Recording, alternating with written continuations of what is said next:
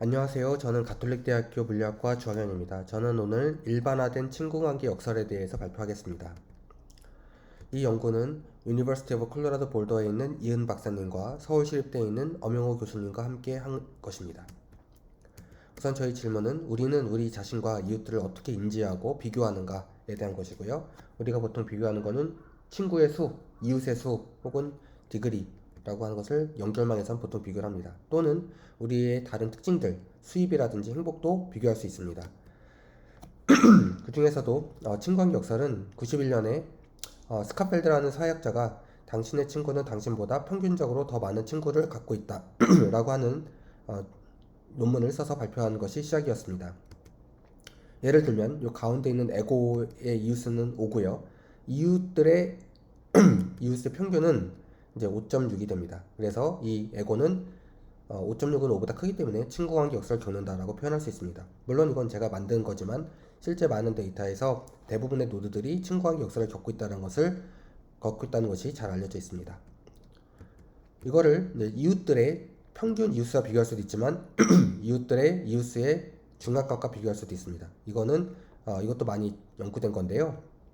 평균보다 중간값이 특히 튀는 노드들의 효과를 줄이는 효과가 있기 때문입니다. 저희는 이 연구에서 거기다 하나 더 보태서 이웃들의 이웃수 중에 자기보다 이웃수가 큰 노드의 비율, 이웃들의 비율을 이용해서 새로운 비교 방법을 도입을 했습니다. 수식으로 쓰면 이렇게 되는데요. 이제 K들을 이제 자기 자신과 이웃들의 K들을 비교하는 거죠. 이제 이렇게 해서 얻은 값을 우리가 피어 프레셔 혹은 동료 압력이라고 부를 수도 있습니다. 그래서 앞에서 똑같은 예의 경우에 이제 평균으로 비교하면 피어 프레셔는 1이지만 미디언으로 비교하면 0이 되고 프랙션을 비교하면 0.4가 됩니다. 즉 어떤 방식을 도입하냐에 따라서 결과가 매우 달라질 수 있습니다. 물론 어떤 게 맞는지는 사람마다 다르겠죠. 맥락마다 다르고 상황마다 다를 겁니다. 이 FP를 일반화한 GFP, 일반화된 친구관계 역설은 사실은 엄영우 교수님의 아이디어였습니다. 그거를 이제 저랑 같이 공동 연구해서 2014년에 논문을 쓰게 되었는데요. 당신의 친구들은 평균적으로 당신보다 더 좋은 성질을 갖고 있다, 특징을 갖고 있다라고 보시면 됩니다. 예를 들어 이 에고의 성질은 3이고요. 이웃들의 성질의 평균은 4가 돼서 이 에고는 GFP를 겪고 있다라고 생각할 수 있습니다. 이거를 엄영 교수님이 그 연결망 데이터를 분석해서 이제 저 GFP가 실제로 있다는 걸 보였고요. 이제 같은 해에 이제 제가 좀 더 주도해서 이거를 해석적으로 어떻게 풀 수 있는지를 이제 봤습니다. 이 특징의 분포를 이런 감함수로 주게 되면요. 물론 x는 0보다 크거나 같고요. 그다음 우리가 요 이웃수가 k이고 x라는 특징을 갖는 노드가 친구관계 역설을 겪을 확률을 이제 해석적으로 구할 수 있습니다. 이 경우에는 이제 상관이 없기 때문에 x들 사이의 코렐레이션이 0인 경우에 해당하고요. 보면은 상관이 없는 경우라 할지라도 상대적으로 생각보다 복잡한 결과가 있다는 걸 알 수 있습니다. 상관이 있는 경우는 어떻게 될 거냐? 그때는 뉴머리컬 결과를 이용했는데요. 그래서 상관이 없을 때, 양수일 때, 음수일 때. 여기서 중요하게 볼 점은 이 부분입니다. 친구가 많고 x가 큰 값이라고 하더라도 자기보다 더 큰 x를 갖는 친구가 주변에 있으면 당연히 친구관계 역설을 겪게 되고 혹은 이제 동료 압력이 커지게 됩니다. 이 경우에 이제 해석적으로 어떻게 풀 수 있는지를 그때는 방법을 몰랐습니다. 그리고 최근에 저와 이은 박사님과 엄영 교수님 같이 한 논문에 따라 저희가 앞에서는 이제 디그리를 비교했는데 지금은 이제 어트리뷰트를 비교하는 겁니다. 평균 어트리뷰트, 중간값 어트리뷰트, 그 다음에 어트리뷰트가 자기보다 큰 애들의 비율, 이웃들의 비율. 그래서 여기도 보면은 수식에도 k 대신에 x로 다 바뀌게 되죠.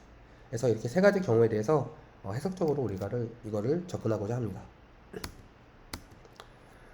결국 문제는 이웃한 두 노드 사이에 x값들이 상관이 있는데 얘네들의 상관 구조를 어떻게 모형화할 거냐, 깔끔한 수학적 형태로 모형할 거냐가 관건이었고요.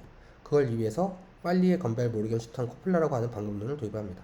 이건 결국에 저 xi, xj라고 하는 두 개의 변수를 갖는 확률 분포를 수학적으로 쓰는 문제가 됩니다. 저는 이걸 사실은 타임 시리즈 분석 하는데 적용한 적이 있어서요. 이번에도 GFP에 적용을 해보았습니다.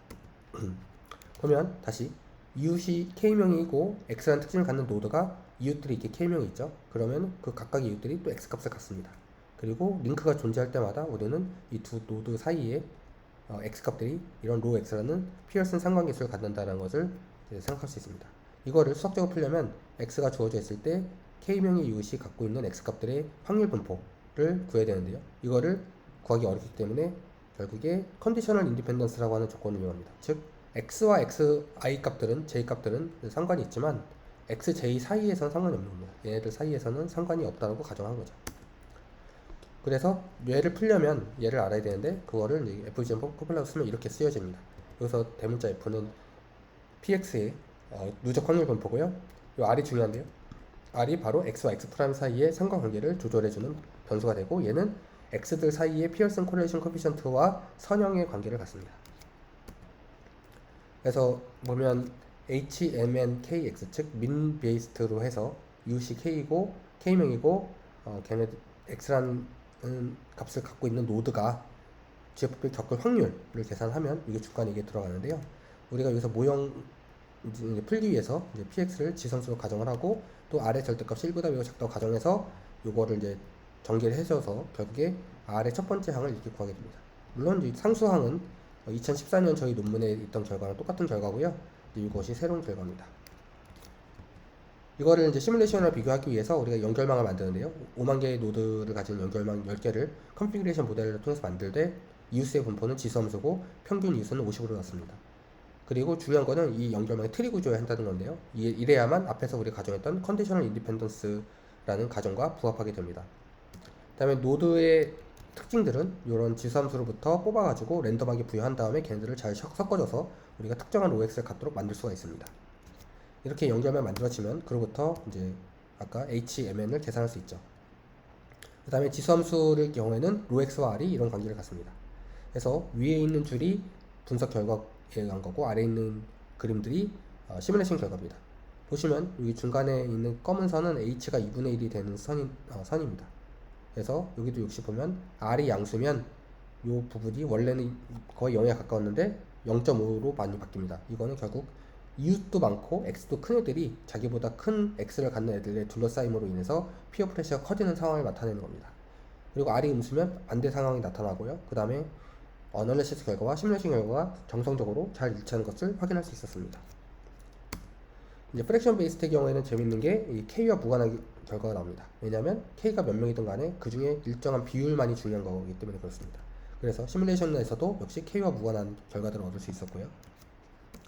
미디안은 조금 다른데요. 미디안의 경우에는 사실 이게 K가 1보다 좀 큰 경우에 대해서 우리가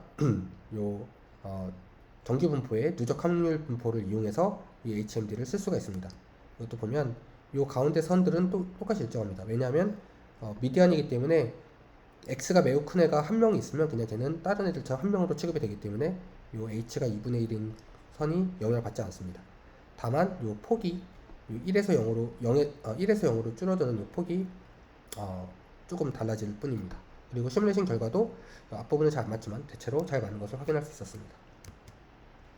중요한 건 뭐냐면 이제 앞에서는 트리 구조를 가정했는데요. 사실은 이웃들 사이에서도 상관관계가 있잖아요. 이런 식으로 링크가 있고 걔네들에 의해서 상관관계가 분명히 있습니다. 그래서 이런 클러스터 네트워크에서 과연 이 문제를 어떻게 해석적으로 풀 수 있느냐가 관건이고요. 그거를 역시 똑같이 이걸 쓰면 되는데 이거를 앞에서처럼 조건부 독립이라는 가정을 더 이상 쓸 수 없기 때문에 새로운 방법을 도입해야 됩니다. 찾아보니까 이제 바인코필라라는 방법이 있습니다. 그래서 이거를 이용하면 바로 이러한 이웃들 사이의 상관관계까지 고려해서 우리가 요 조건부 결합 확률 분포를 쓸 수 있고 그걸 통해서 계산을 할 수가 있습니다. 그거를 저희가 기본적인 계산을 해놓은 상태고요. 지금 역시 이은 박사님과 엄영현 교수님과 함께 논문을 쓰고 있습니다. 경청해 주셔서 감사합니다.